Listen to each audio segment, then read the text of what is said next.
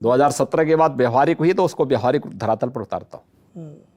कई लोग ये भी कहते हैं कि पहले योगी जी से सवाल पूछे थे तो वो गुस्सा जाते थे, अब मुस्कुरा के जवाब देते हैं, बदलाव तो है। पहले भी मैं जो मुझसे जो पूछते थे वही मैं पहले बोलता था, वही आज भी बोल रहा हूँ।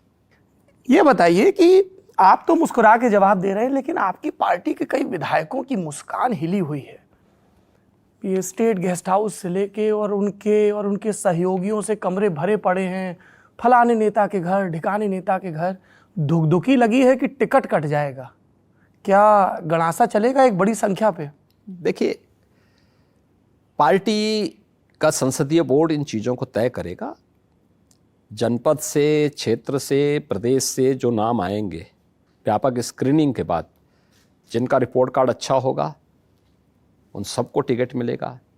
जिनकी रिपोर्ट कार्ड में थोड़ी गड़बड़ी होगी उनसे संवाद बनाया जाएगा। कई लोग कह रहे हैं कि कम से कम 100 टिकट कटेंगे, क्योंकि जो हमने फील्ड में देखा, लल्लन टॉप ने 403 विधानसभा क्षेत्रों का दौरा किया। क्या हाल है यूपी यात्रा में? आपके कई विधायकों को लेकर बहुत नाराजगी है लोगों के मन में, और ये जाहिर सी बात है, ये खबरें आप तक भी पहुंचती होंगी, संगठन तक भी पहुंचती ही होंगी।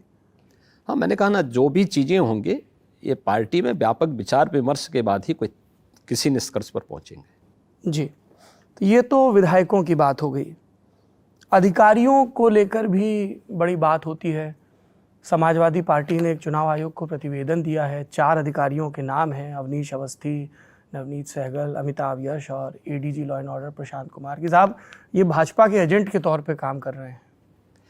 देखिए, अधिकारी अधिकारी होता है जी, वह न भाजपा का होता है, न सपा का होता है, न बसपा का होता है, न कांग्रेस का होता है। वो अपने आधिकारिक मानसिकता के साथ काम करता है। और मुझे लगता है कि समाजवादी पार्टी यही भूल करती है। आखिर अधिकारी अपने उत्तरदायित्वों का निर्वहन न करे। अभी तो इलेक्शन की प्रक्रिया प्रारंभ ही नहीं हुई। अभी तो केवल एक सामान्य तिथियों की घोषणा हुई है। ठीक बात। इसकी औपचारिकता 14 जनवरी से शुरू होगा जी। और तब अगर किसी अधिकारी पर कहीं भेदभाव करने और अन्य उसकी व्यवस्था, ये चारों अधिकारी डायरेक्ट इलेक्शन की व्यवस्था के साथ नहीं जुड़े हैं।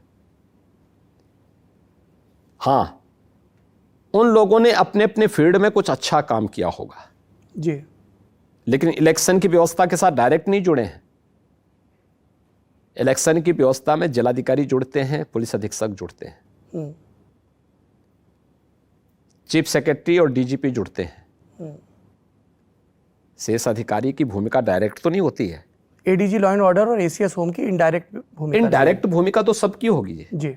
देखिए, इतनी व्यवस्था होगी तो हर विभाग का कोई ना कोई कर्मी जाएगा, कोई वहां पोलिंग बूथ पे जाएगा, कोई काउंटिंग पे जाएगा, कोई अन्य व्यवस्था के साथ जुड़ेगा जी।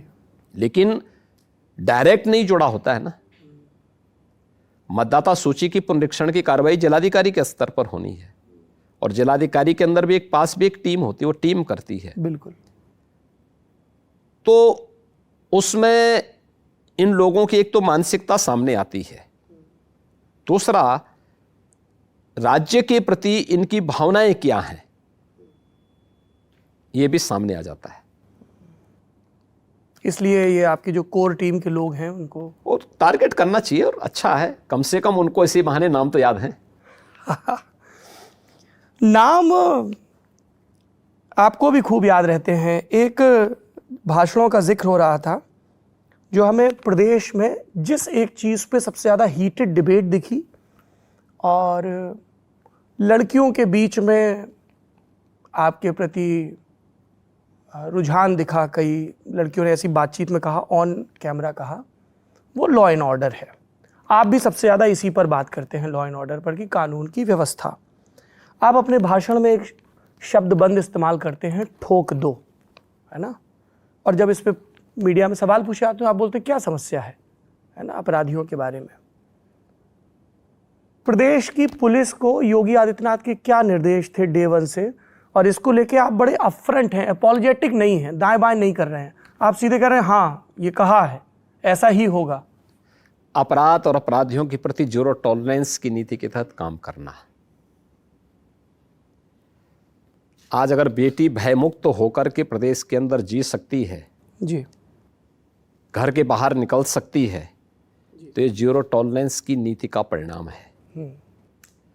और इसको इम्प्लीमेंट ईमानदारी के साथ जिन अधिकारियों ने किया था, जी, उन अधिकारियों के खिलाफ समाजवादी पार्टी कंप्लेंट करती है, क्योंकि उसे मालूम है कि इन अधिकारियों के रहते कोई अपराधी अपनी आपराधिक गतिविधियों को अंजाम नहीं दे पाएगा। ठीक बात है। इन अधिकारियों के रहते कोई anti national element Uttar Pradesh में घुस करके राष्ट्रीय सुरक्षा में सेंध नहीं लगा पाएगा। जी, और समाजवादी पार्टी की संवेदना माफिया और अपराधियों के प्रति है, उसकी संवेदना उन आतंकवादियों की प्रति है जो राम जन्मभूमि पर आतंकी हमला करते हैं, जी, उनके प्रति है जो संकट मोचन मंदिर पर हमला करते हैं, उनके प्रति उनकी संवेदना है जो देश प्रदेश की न्यायपालिका पर हमला करते हैं। वाराणसी, अयोध्या, लखनऊ की कचहरियों पर हमला करने वाले लोगों के खिलाफ आतंकियों के मुकदमों को जिस बेशर्मी के साथ इन्होंने वापस लेने का प्रयास किया था, उनके प्रति उनकी संवेदना है। तो स्वाभाविक रूप से तो जब संवेदना का स्तर एंटी सोशल और एंटी नेशनल हो जाएगा, तो फिर बेटियां, व्यापारी और प्रदेश का आम नागरिक उस परिधि के बाहर होगा, और समाजवादी पार्टी की परिधि के बाहर ये सब हैं, क्योंकि उनके संवेदना का स्तर दूसरा है, इसलिए उन अधिकारियों को टारगेट करना चाहते हो।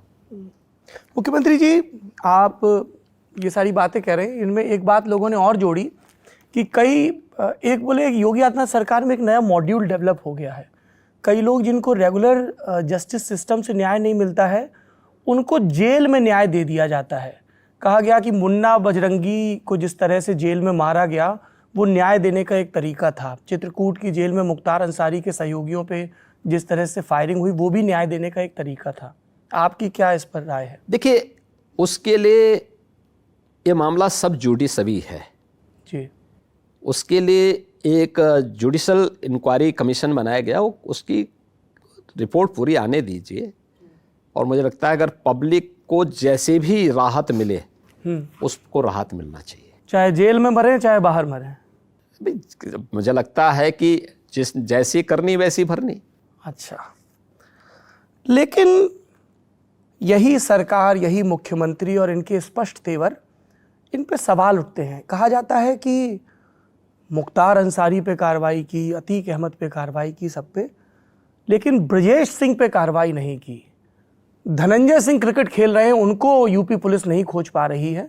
ऐसा कह के आपके विरोधी ये इल्ज़ाम लगाते हैं आप पर कि पक्षपातवाद है, सब पर समान दृष्टि से कठोर कार्रवाई नहीं है। देखिए, धनंजय सिंह की गिरफ्तारी हमारी ही पुलिस ने की थी, और जौनपुर में गिरफ्तार हमारी पुलिस ने किया था। जी, हाँ, वो न्यायालय से बाद में अपनी जमानत करा के आए, लेकिन यह कहना कार्रवाई नहीं की गलत है। जो कानून के नजरिए में अगर कोई दोषी है तो उसके खिलाफ कार्रवाई होगी, लेकिन अगर कोई व्यक्ति कानून के दायरे में रह करके कानून का सम्मान कर रहा है, बेवजह उसको नहीं छेड़ा गया। ये कोई भी रहा हो, लेकिन अगर किसी ने कानून के साथ खिलवाड़ किया तो उसको फिर बख्शा भी नहीं गया है। अभी मैंने अतीक अहमद का जिक्र किया, खबरें छपी थी कि वो देवरिया की जेल में बंद थे, इसी लखनऊ से जहां हम और आप हैं। एक कारोबारी को लेके जाया गया, उसके साथ मारपीट हुई, और ये भी कहा जाता है कि अतीक अहमद को थोड़ी सी लॉन्ग रोप दी जाती, क्योंकि हो सकता है कि उनको कानपुर कैंट से या कहीं से चुनाव भी लड़वाया जाए। इस तरह की खबरें कहाँ से आती हैं? ये जो इनके हमदर्द हैं जी, उन लोगों से पूछना चाहिए, जो लोग इन्हें सांसद विधायक चुना करके भेजते थे कि मुख्तार अंसारी को कौन, कांग्रेस उसका सबसे बड़ा हितैषी है, जो 2 सालों तक उसको मेहमानबाजी उसकी पंजाब में करते रहे। इसके बाद मुख्तार अंसारी को जो है सपा ने भी और बसपा ने भी समय समय पर विधानसभा भेजने का कार्य किया। जी, अतीक को भी इन सब ने भेजा है, आजम खां को भी ये सब लोग भेजते रहे। तो इनसे पूछा जाना चाहिए, ज़्यादा अच्छे ढंग से लोग उसकी व्याख्या कर पाएंगे। कई दिल्ली में इस तरह की मीटिंग्स होती हैं सरकारी, केंद्र सरकार की, जिसमें सब राज्यों